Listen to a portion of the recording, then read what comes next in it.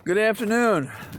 As I petition the heavens for something warmer than the 40 degrees now, but I'm told by others, so come up to Vermont where it's 1 degree, or others tell me come to California where it's 81 degrees.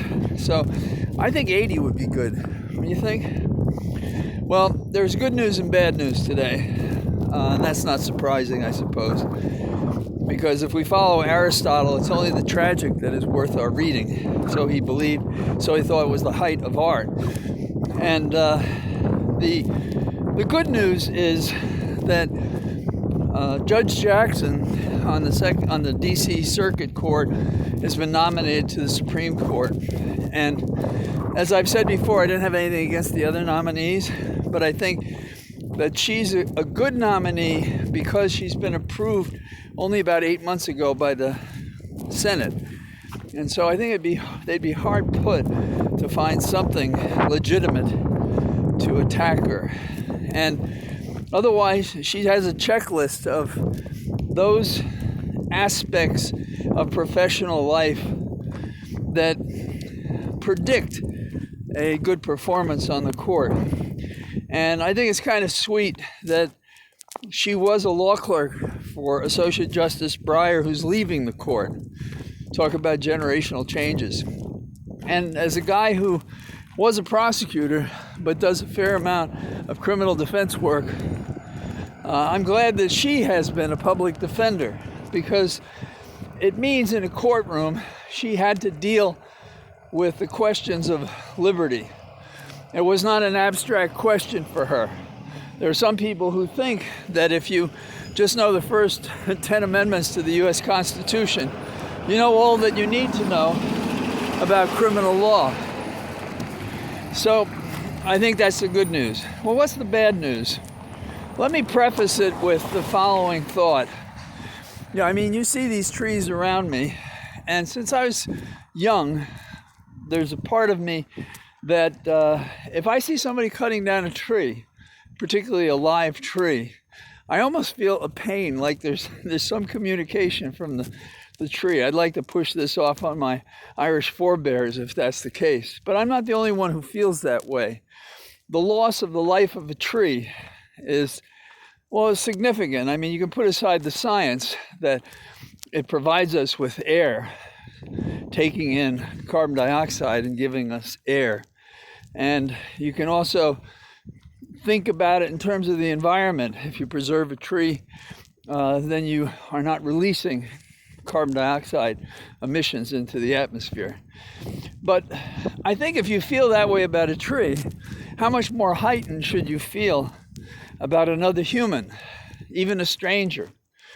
And Schopenhauer actually wrote about this. Schopenhauer said that a complete stranger who is endangered, that you're in proximity and you could help them, that you will even risk your entire life for a stranger because you feel you cannot go on if you haven't done that. So what does this have to do with today? Well, what kind of person lacks the empathy for a citizen of Ukraine who's lived there their whole life and is now being overrun by the dictator Putin? If you want to personalize it even more to one of the public figures, what is Zelensky prepared to do? Is he going to go down with his ship if that's what it takes? Is his life going to be threatened when they finally get to him personally and say, we want you to capitulate or we're going to ravage the land and kill the people? And the second thought I have is, what about his family?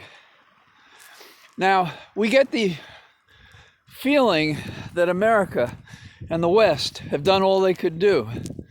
It's not true, and it's a very sad story, because it suggests that we lack empathy as a government, and perhaps even as a people. This is a very dramatic event since World War II, what's going on here.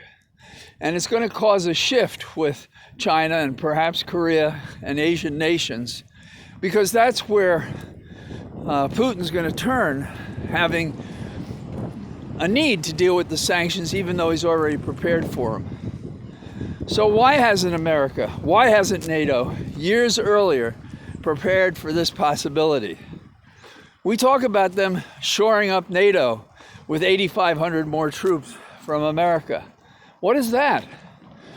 You know, as a kid, I spent a fair amount of time reading, strategy exercises and so forth. And in those strategy exercises, there are a couple of rules of thumb.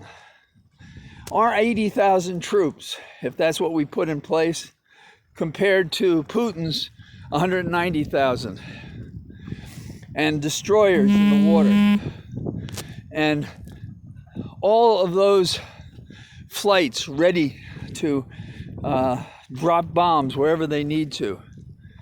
And the plan, they have a plan. There's no question they have a plan, a devised plan. And we're completely flat-footed. And so there's a PR campaign that we are wringing our hands, just like we do at home when people violate our laws. And we're so upset what's happening to the Ukrainians.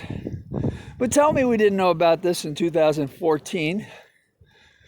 Tell me we didn't know about this when Trump was trying to bribe Zelensky by holding back material to fight the Russians in exchange for an investigation of Biden.